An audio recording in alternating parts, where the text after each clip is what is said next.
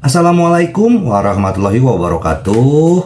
Apa kabar sobat Sopter semuanya? Semoga kalian semua dalam keadaan sehat jasmani dan rohani, tidak kekurangan satu apapun. Seperti biasa, jangan lupa bantu Mimin untuk tekan tombol like. Terima kasih. Tuan dan Nona, lanjut.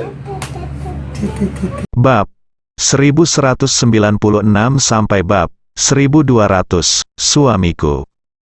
Teriak Liziran histeris. Junjun juga mulai menangis dengan keras. Aduh, Zhou Yingying tidak tahan dan pingsan. King Long dan Qilin juga bertingkah gila, bos. King Long dan yang lainnya meraung seperti orang gila. Mereka mulai mencoba berbagai cara untuk membangunkan Ye Junlin. Tapi hasilnya kejam, Ye Junlin tidak bernafas sama sekali. Ini adalah fakta yang tidak ada yang mau menerimanya.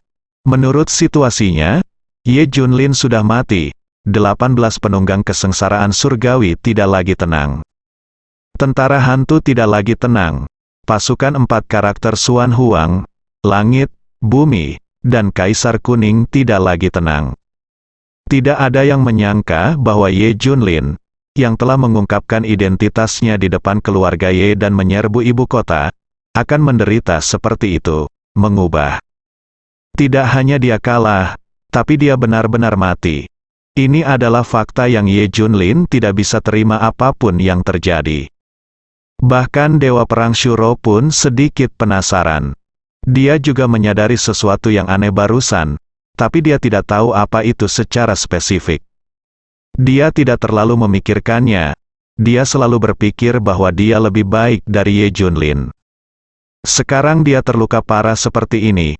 Wajar jika Ye Junlin mati. Tidak bos, kamu jangan mati, aku akan memanggil Gu Feng dan yang lainnya untuk segera kembali. Bai Hu hendak bangun seolah dia gila. 5 naga azure dan macan putih. Tentara hantu, tentara terlarang kavaleri naga, 18 kavaleri kesengsaraan surgawi, dan 4 tentara hitam dan kuning surgawi dan duniawi. Dengarkan perintahnya, aku memerintahkanmu atas nama Dewa Perang Kunlun mengikuti saya dan segera pergi, tanpa kesalahan apapun, yang mulia, terlibat dalam hukum militer. Chen Wudao tiba-tiba memerintahkan, dengan temperamennya yang kejam dan bengis, dia tidak akan peduli dengan hidup atau mati Ye Junlin. Di matanya, Ye Junlin hanyalah seorang pecundang. Pecundang tidak pantas untuk hidup, Anda hanya mendapat satu kesempatan. Tidak ada yang namanya kembali lagi ke sini, jadi ketika dia melihat King Long dan yang lainnya masih berjuang, dia segera memerintahkan penarikan kembali. Hanya saja tidak ada satupun pengawal pribadi Ye Junlin yang memperhatikan mereka. Aku akan mengatakannya lagi, dengan perintah Dewa Perang Kunlun, aku bisa memerintahkan kalian semua untuk mengikutiku dan mengungsi. Konsekuensi dari membuatku marah akan menjadi bencana, raung Dewa Perang. Sura, siapa yang takut padamu? Ayo, aku akan bertarung denganmu. Bai Hu tidak bisa menahannya dan meraung ke arah Dewa Perang Sura. Bai Hu, kamu mencari kematian, kamu melakukan kejahatan berikut. Qixia, Po Jun, dan Tan Lang menatap Bai Hu. Chen Wudao, aku tidak takut padamu. Mata Bai Hu penuh semangat juang. KKK, semua orang, termasuk 18 kavaleri kesengsaraan surgawi dan tentara hantu, semuanya memandang Dewa Perang Shuro. Kalian semua tidak menaati perintah Dewa Perang Kunlun. Dewa Perang Sura tersenyum. Suasana ketegangan antara kedua belah pihak akan segera pecah. Pada saat ini, King Long, yang berbaring di sebelah Ye Junlin, tiba-tiba berdiri dan berteriak, semua orang mematuhi perintah, dia adalah Dewa Perang Kunlun yang baru. Kita semua harus mematuhi perintah. King Long cukup bergengsi. Segera saat dia berbicara, semua orang segera berhenti, saya tidak menerimanya. Bai Hu berkata dengan ekspresi keras kepala di wajahnya. King Long mendatangi Bai Hu dan mengucapkan beberapa patah kata. Ekspresi Bai Hu berubah. Kemudian, dia menundukkan kepalanya dan mengangguk. Harimau putih bersedia mematuhi perintah. Semua orang mendengarkan King Long, ikuti Dewa Perang Kunlun yang baru dan pergi. meskipun semua orang enggan, mereka tetap mematuhi perintah tersebut. Chen Wudao tidak akan terlalu peduli. Dia tersenyum dan berkata, "Oke, ikut aku." Segera dia membawa semua orang pergi. Hanya Ye Junlin yang terengah-engah yang tersisa di lapangan. Li Ziran hampir pingsan karena menangis di sampingnya. Tuan Lin dan Lin Fengxian mendeteksi napas Ye Junlin. Tuan Lin memberitahu dia fakta bahwa dia harus menerima. "Nak, dia sudah pergi." Boom. Mendengar ini, kepala Li Ziran terasa seperti akan meledak. Dia tidak bisa menerimanya. Beberapa saat yang lalu, Ye Junlin memberinya penjelasan yang paling sempurna. Itu juga membuat dia tahu bahwa suaminya menguasai dunia. Saat berikutnya, hal seperti ini terjadi. Hahaha. Semua orang di keluarga Ye senang. Long Aoqing tertawa dan berkata, "Pembalasan, ini adalah pembalasan." "Zhou Yingying, anakku sudah mati, dan anakmu bahkan tidak bisa hidup." Ye Long dan keluarganya bersorak bersama. Sebelumnya, Ye Junlin telah menghukum mereka dengan berlutut selama 3 hari 3 malam, tetapi dia tidak menyangka mereka akan pergi pada saat berikutnya. Ada reinkarnasi di jalan surga, tidak ada yang akan terhindar dari surga. Ye Kuanglan tertawa. Long Zanye bahkan berkata, "Ye Junlin, akhir hidupmu terlalu menyedihkan, kan? Setelah kegagalanmu, kamu tidak hanya kehilangan posisimu di Kunlun, tetapi semua bawahanmu dipindahkan. Kamu bahkan mati." Hahaha. Setelah itu semua orang memikirkannya, akhir Ye Junlin benar-benar tragis. Sekarang bahkan beberapa keluarga kecil pun diintimidasi. Yang lebih menakutkan lagi adalah Chen Wudao kemudian mengirim King Long dan semua orang ke perbatasan untuk menjaga negara, dan mereka tidak diizinkan kembali ke Daxia dalam waktu 10 tahun. Chen Wudao memutuskan kontak apapun antara mereka dan Ye Junlin. Tapi ini adalah perintah. Setiap orang harus menerimanya. Selain itu, Chen Wudao juga memerintahkan Gu Feng, raja petugas medis lapangan, untuk tidak datang merawat Ye Junlin sama sekali. Gu Feng juga terjebak. Chen Wudao bertekad untuk tidak memberi jalan keluar pada Ye Junlin. "Jika kalah, Anda harus mati." Ini adalah kredonya. Bagi Li Ziran dan yang lainnya, ini seperti menaiki roller coaster. Itu sangat mendebarkan. Jika keluarga Lin tidak melindunginya, dia mungkin akan mengalami bencana kali ini. Ye Junlin benar-benar mati, seseorang bertanya. Mustahil untuk bertahan hidup, sudah terlambat untuk menyelamatkannya sekarang. Tetapi Li Ziran tidak percaya pada kejahatan dan hanya mengirim Ye Junlin ke rumah sakit dan membawanya pergi.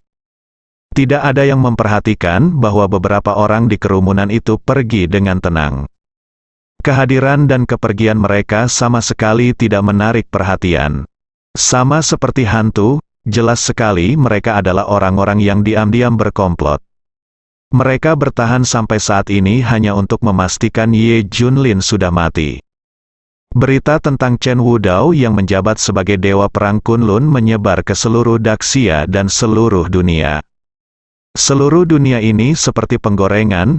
Apa yang terjadi dengan dewa perang Kunlun? Benar-benar hilang. Itulah satu-satunya yang bernama Kunlun dalam sejarah. Tapi semua ini hanya menunjukkan bahwa Chen Wudao lebih kuat. Posisi ini juga diperuntukkan bagi yang terkuat. Setelah Li Ziran mengirim Ye Junlin ke rumah sakit, Qin Beisan menerima kabar tersebut dan pergi berobat. Di luar ruang penyelamatan, Li Ziran dan yang lainnya menunggu dengan cemas. Nafas Ziran Ye Junlin telah mati. Dia tidak mungkin hidup. Bahkan jika Tuan Qin Beisan memperlakukannya secara pribadi, tidak ada kemungkinan untuk selamat. Lin Haotian berkata dengan kejam, bagaimanapun, Ye Junlin dan Chen Wudao berada di luar orang biasa, dan pertarungan mereka tidak terbayangkan. Ye Junlin baru saja meninggal, tidak mungkin untuk hidup. Tidak, selama masih ada harapan, aku akan menunggu. Li Ziran tampak bertekad. Waktu berlalu menit demi menit, lebih dari 10 jam berlalu. Lampu peringatan ruang gawat darurat masih menyala. Situasi ini membuat hati Li Ziran semakin dingin. Tidak, tidak, tidak, dia terus bergumam dalam hati. Klik pada saat ini, pintu ruang penyelamatan tiba-tiba terbuka. Qin Beisan berjalan keluar dengan ekspresi lelah di wajahnya. Li Ziran dan Zhou Yingning, yang baru saja bangun, segera bergegas maju. Tuan Qin, bagaimana kabarnya? Mereka bertanya dengan cemas. Qin Beisan melepas topengnya dan membungkuk dalam-dalam kepada mereka berdua. Maaf, saya mencoba yang terbaik. Dia tidak pernah bangun. Boom, berita ini adalah hari yang cerah bagi Li Ziran dan dua lainnya, petir. Keduanya duduk di tanah dengan bunyi gedebuk. Tapi dia belum mati. Kata-kata Qin Beisan kembali memicu harapan semua orang. Apa, belum mati? Apakah itu berarti masih ada harapan untuk bangun? Li Ziran menyeka air matanya, dan matanya bersinar terang. Itu benar, dia belum mati. Saya belum pernah melihat seseorang dengan kemauan yang kuat. Dia menggunakan keinginannya untuk bertahan hidup. Qin Beisan mengenang.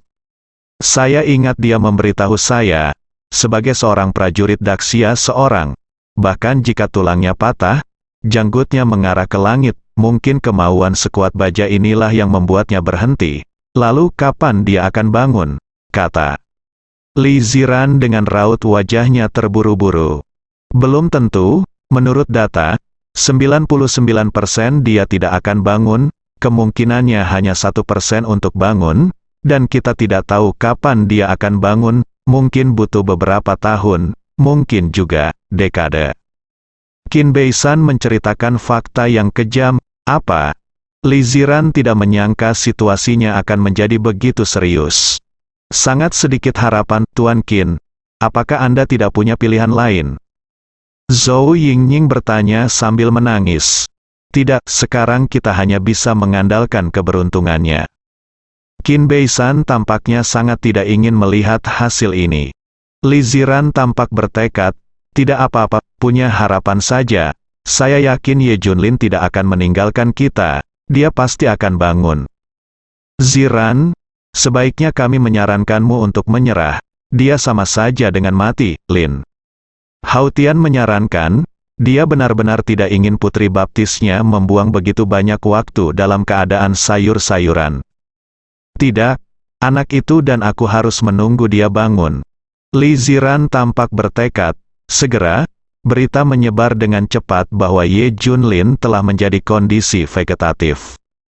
Mantan Dewa Perang Kunlun menemui akhir yang menyedihkan, dan hanya 1% dari orang yang terbangun mungkin, posisinya diambil, dan semua bawahannya diusir.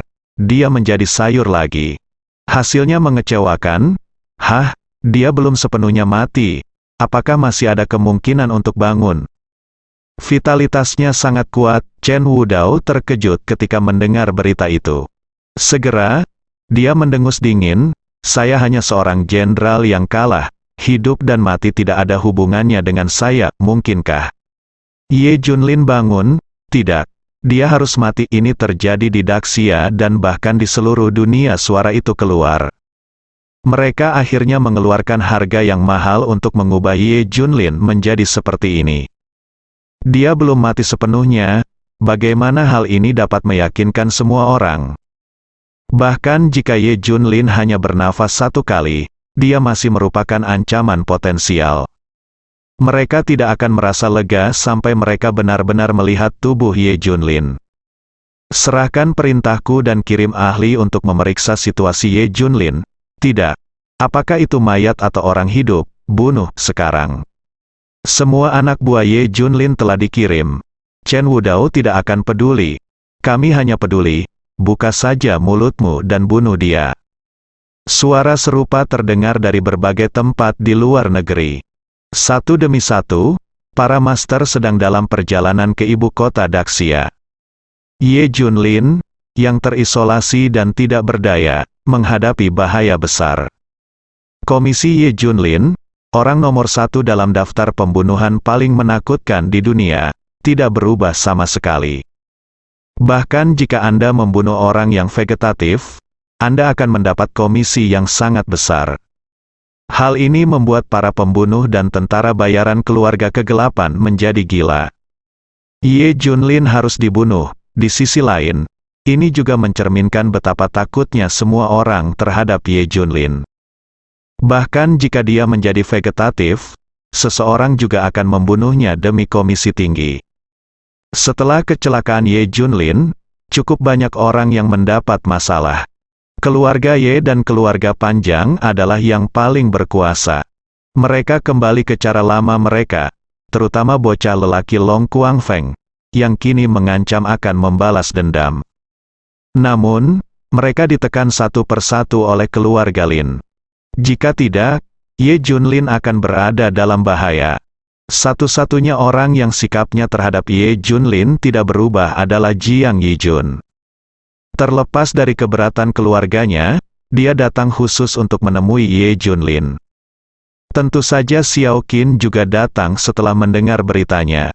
Bahkan Fang Ziqing datang jauh-jauh ke sini. Mereka dianggap sebagai sedikit orang yang mengikuti Ye Junlin setelah kejatuhannya.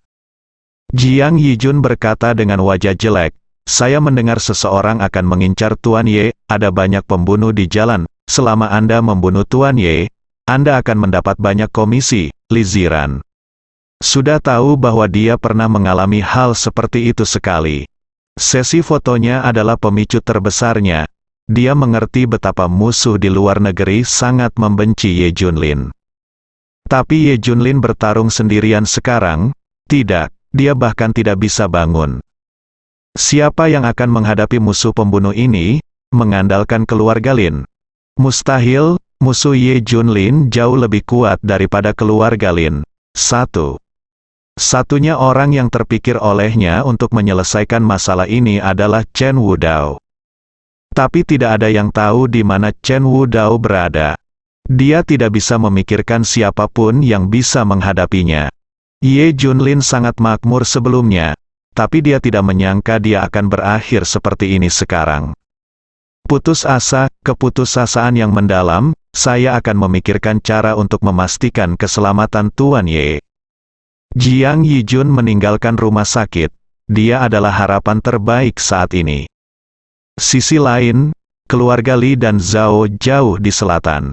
Saya juga mendapat berita, Ye Junlin dipukuli hingga koma oleh klan Ye di ibu kota.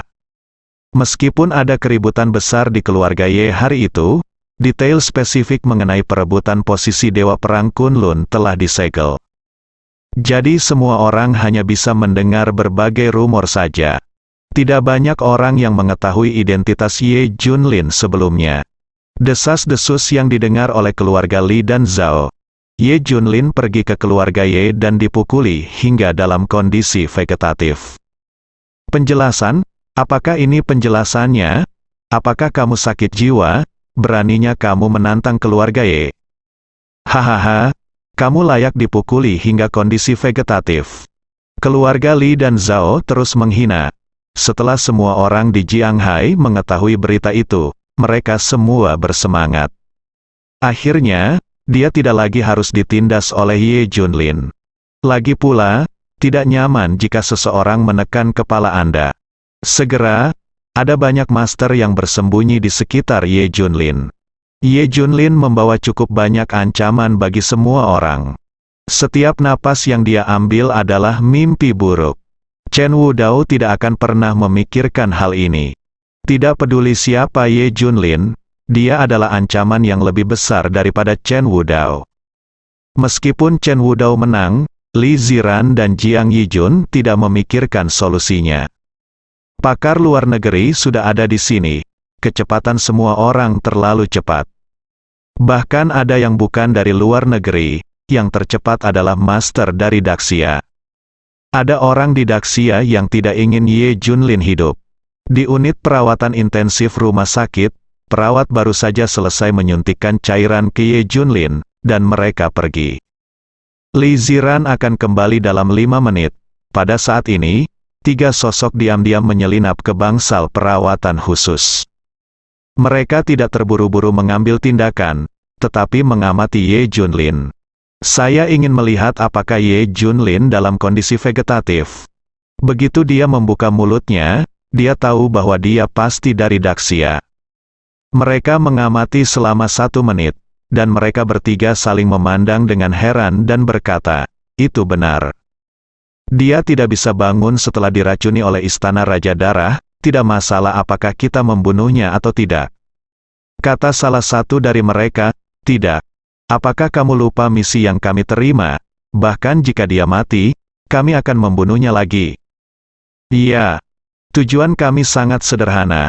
Tuan Fu menginginkan kepala Ye Junlin.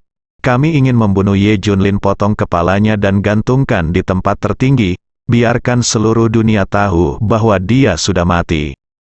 Hai, pria yang lain membalik pergelangan tangannya dan sebilah pisau tajam meluncur ke bawah, bersinar dengan cahaya dingin.